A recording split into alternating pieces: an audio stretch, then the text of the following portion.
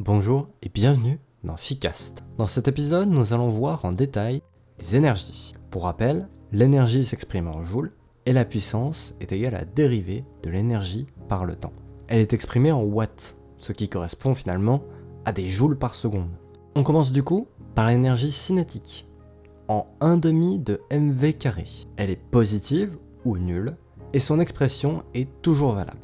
La seconde énergie, dont nous avons parlé dans l'épisode précédent, c'est l'énergie mécanique, qui est égale à tout instant à la somme de l'énergie cinétique et des énergies potentielles. Or, comme nous l'avons vu, la variation d'énergie mécanique est liée aux travaux des forces non conservatives. Généralement, on retrouve des forces non conservatives dues au frottement. Donc, en l'absence de frottement, l'énergie mécanique est conservée. C'est le cas du pendule pesant sans frottement.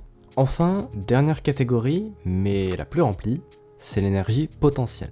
Malheureusement pour celle-ci, il faut les connaître, car elles ne sont pas toujours données dans les exercices. L'énergie potentielle magnétique, c'est le moment magnétique, produit scalaire, le champ magnétique. Ici, il s'agit d'un produit scalaire entre deux vecteurs, mais attention, l'énergie n'est pas un vecteur, et vous devez toujours avoir une expression scalaire de celle-ci. L'énergie potentielle coulombienne, par contre, est assez simple. C'est le produit entre la charge et la tension. Un peu plus dur par contre, et on oublie parfois qu'elle existe, c'est l'énergie potentielle élastique. Elle est égale à 1/2 fois la constante de raideur fois la différence entre la position et la longueur à vide au carré. Pour vous en souvenir, vous pouvez faire un parallèle avec l'énergie cinétique en 1/2 de mv carré. Toujours en mécanique, on a aussi l'énergie potentielle gravitationnelle.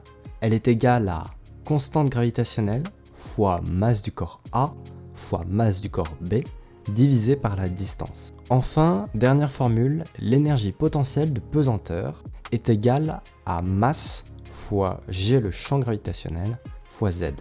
Enfin, dernière formule, l'énergie potentielle de pesanteur, M fois G fois Z avec Z la hauteur par rapport au sol.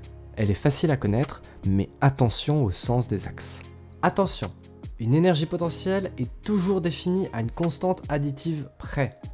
Vous ne savez pas où se situe le point zéro des énergies potentielles, car c'est à vous de la choisir.